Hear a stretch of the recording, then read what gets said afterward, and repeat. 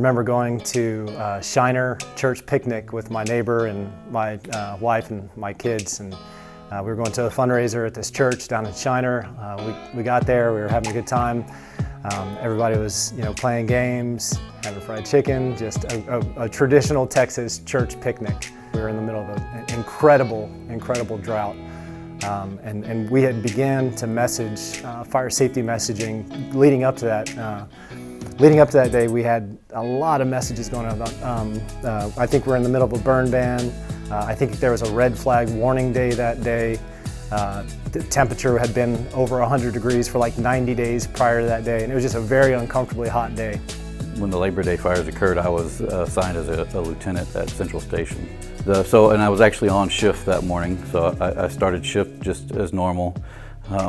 We knew we had a significant potential fire event.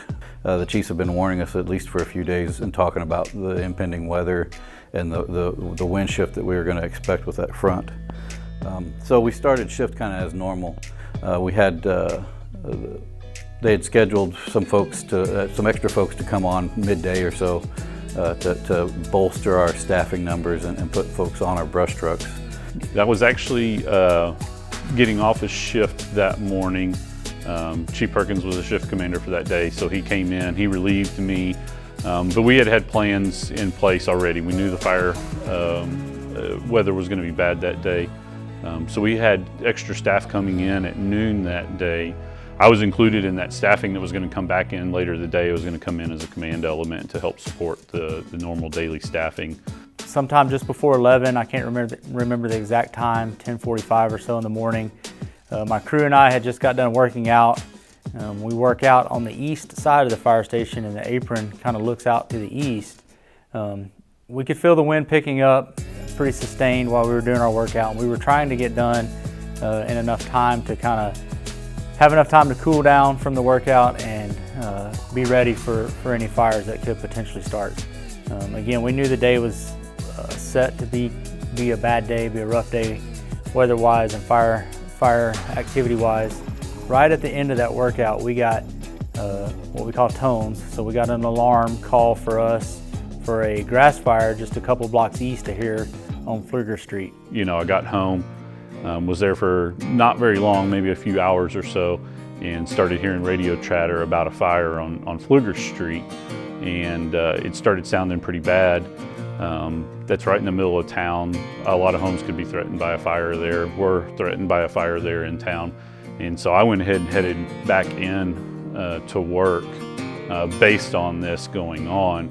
I contacted at the time Assistant Chief Kroger, let him know, hey, we had a fire already going, and I called the crews that were coming in for the extra staffing at noon and said, hey, why don't y'all go ahead and head in? We've already got a fire going, it's in the middle of town. Most of our resources are committed. So it was kind of the way the day started out for us. My wife and I were going to go up to Inks Lake for the day.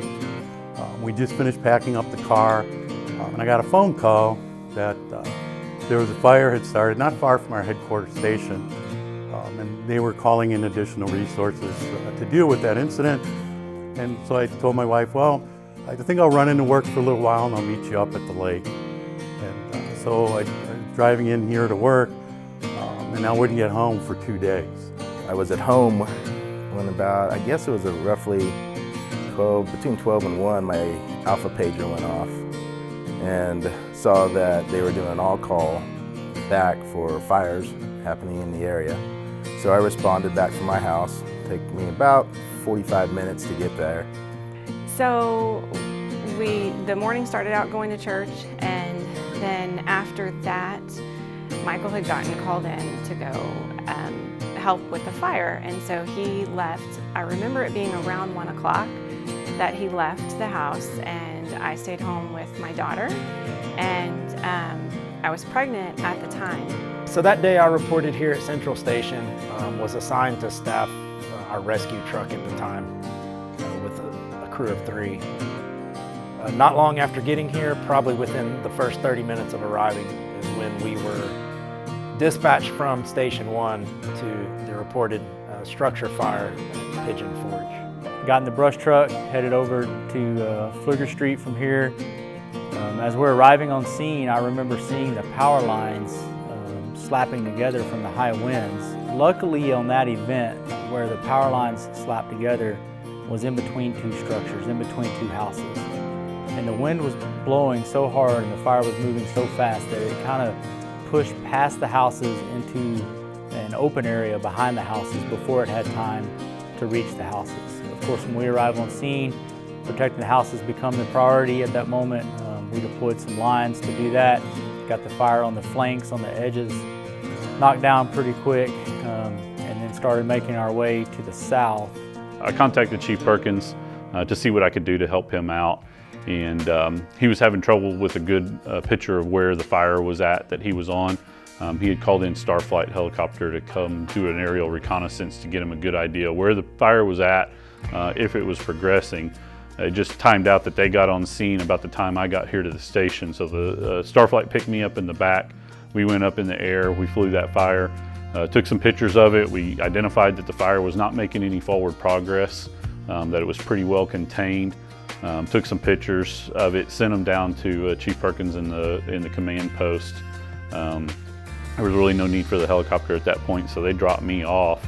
And I went over there to the scene and met up with them at the command post, and was there for just a few minutes when the radio traffic started picking up from dispatch that there was another fire being reported off of Hodde Lane, which is out kind of in the far northeast part of our district. I remember this ominous gray smoke everywhere, and it was just, it wasn't there on our way to Shiner, and I didn't know what was happening. I didn't think that it could be the fire or the smoke generated from the fires. I just thought we were too far away. But you know, it was there the whole time we drove back to the county, and contacted my assistant chief and asked for instructions. He was at the EOC, and we were having difficulties getting in touch with a fire department out west who was fighting a rather large fire in the Spicewood area. So he requested that I respond to the incident command post for that fire. I responded to the IC, and I just remember a room full of a lot of busyness and a lot of hustle and a very extreme sense of urgency. And I was briefed when the IC had time on the current situation, and he just described this quickly moving fire that was just moving very, very quickly to the south, aided by winds, dried fuels, relatively low humidity, or very low humidity. I mean, our weather conditions that day, I can't begin to describe how severe they were. And about that time, second fire came in our district out in the Hodde Lane area, Hodde and Seal Lane. And so we started diverting resources that we had called for this fire because we got it sort of contained to a certain area. It was going to take a while to overhaul it and extinguish it completely. And so we started moving other assets out there. So Hodde Lane's on my way home, so I said, oh, I'll start heading that way too, just to see what that fire looks like. And that became a whole different firefight. That was a fast-moving fire with a lot of fuel available to it, where here the Pfluger fire had lighter fuel. The Hodde fire had access to some heavier fuels, and there was a lot of houses at risk. The initial fire, there's a church and over 200 houses exposed with the potential to burn, and that became a long duration fire as it burned, and we didn't have the resources to get ahead of that fire. By this time we had 2 more units on scene, and we were already talking about upgrading to several more units. Our battalion chief was arriving on scene at about the same time as we did, and he was calling for additional resources almost right away. So with the command staff that was there in the command post, it was determined, hey, why don't you head out there and check that out. So I headed out to the northeast part of the district to this reported fire in the Hodde Lane area, and before I ever got out of town here, you could already see a smoke column building pretty significantly out there. So we had a pretty good idea that we were going to have a fire working out there. And at this point, we were already well committed in our district, so we had resources from Round Rock and Austin coming in. And basically, I got out there to the Hodde Lane incident, and that's where I remained the rest of the day until dark, was operating on that incident. So So I went out there, started reconning, trying to get the scope of where the fire was going to go and what was at risk. And when I first got there, Mark Mullenberg was the battalion chief commanding that fire, and he had seen the fire was coming toward these 200 homes in the subdivision and proceeded to backfire that fire, which means he set fires in front of the wind so the fire slowly backs up so that the fire front can't jump the road. And so he had started doing that, and I think single-handedly by doing that, along with Engine 231, I believe was the one helping him, kept that fire. It did jump that road. That fire came roaring over and jumped, but along that area, along that front, it had moved over, so it would have been moving east, and it just barely struck the edges of the homes, and the Austin Fire Department that was set up there kept those homes from catching on fire. So we worked at least for a few hours there. And like I said, it came in a little before lunch, so we didn't get back to the station till, I'm not real sure exactly the time, probably around 3 o'clock in the afternoon or so.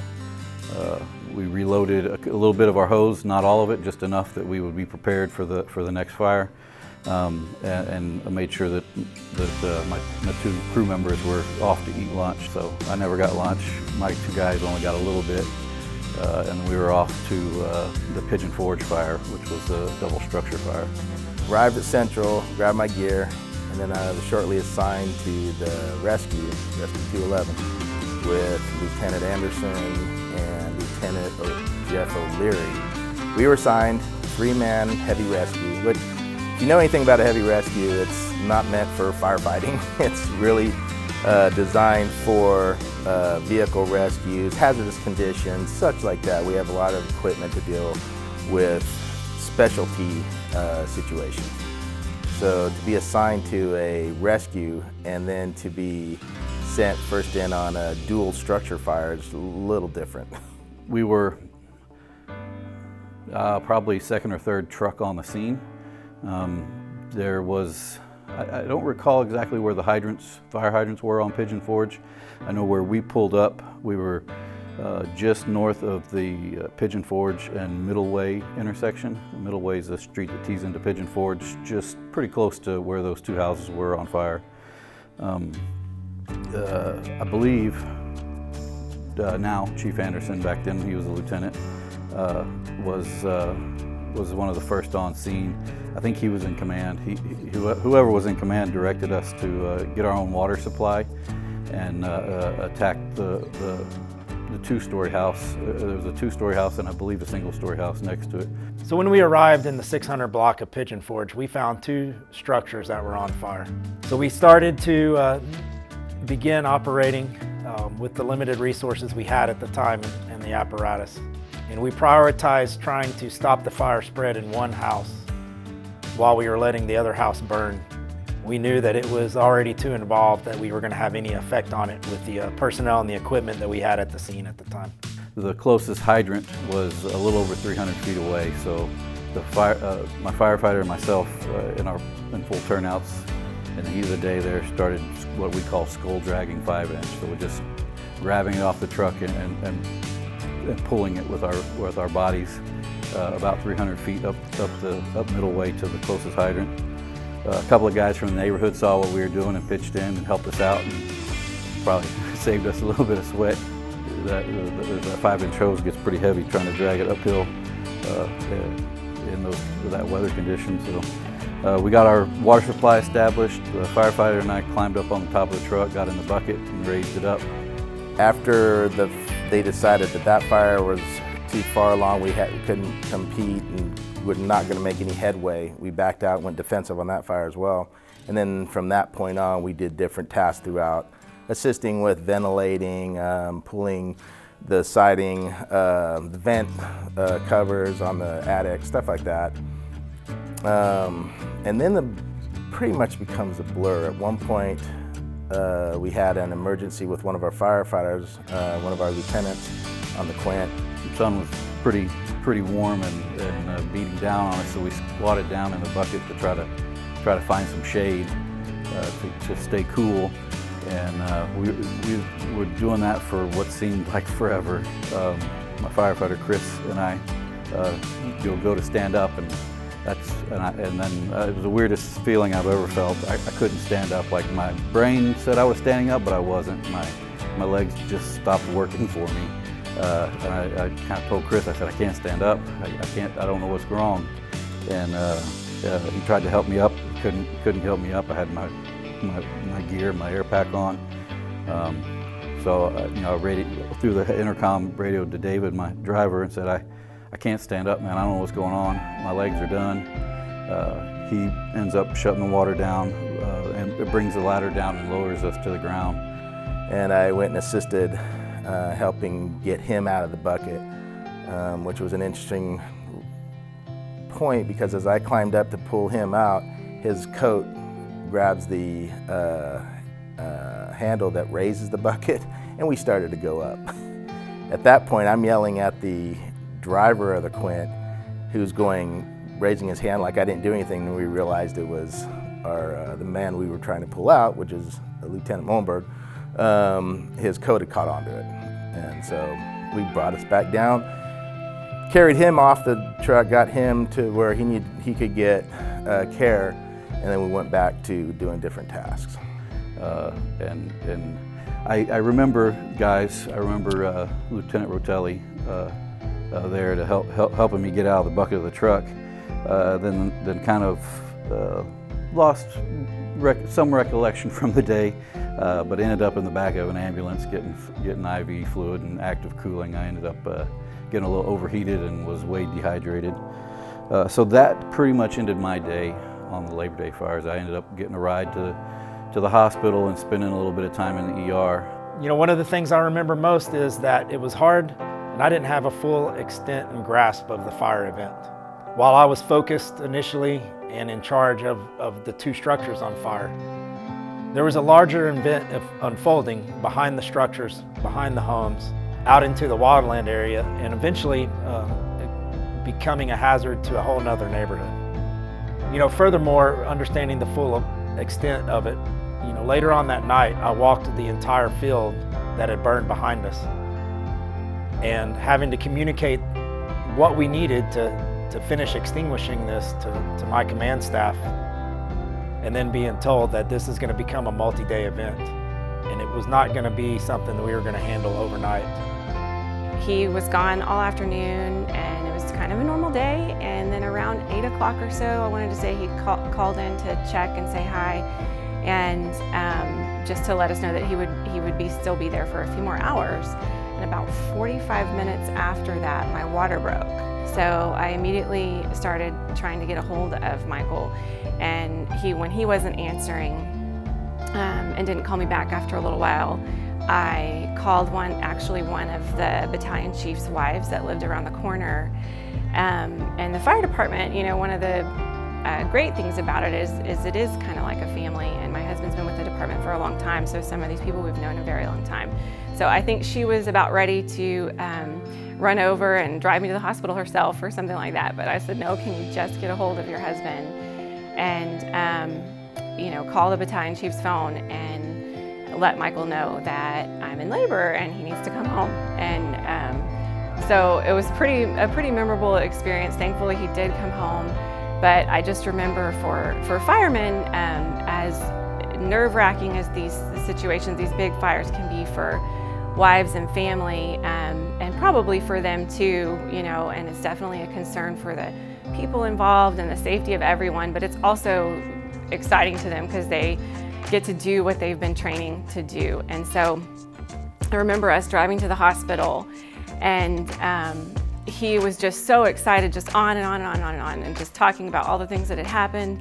And I can't even tell you what all it was because I was in labor and was trying to just handle my own situation. And as we pulled into the parking lot of the hospital, I remember grabbing a hold of his arm and saying, okay, now the fire is over and we are having a baby.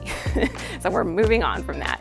But the reality was it was a pretty memorable experience, and we did spend all night at the hospital pretty much watching the news of everything going on in the whole area.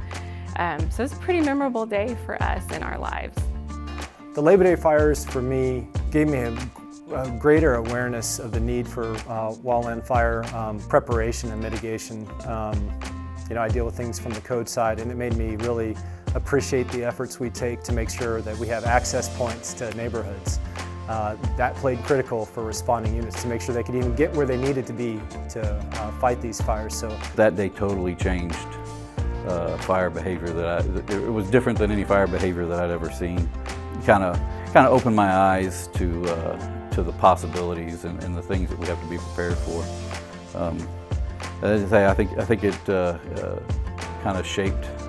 Obviously, so we've taken steps to try to be more prepared than we were that day with our fleet. Our brush trucks are in better shape than they were back then.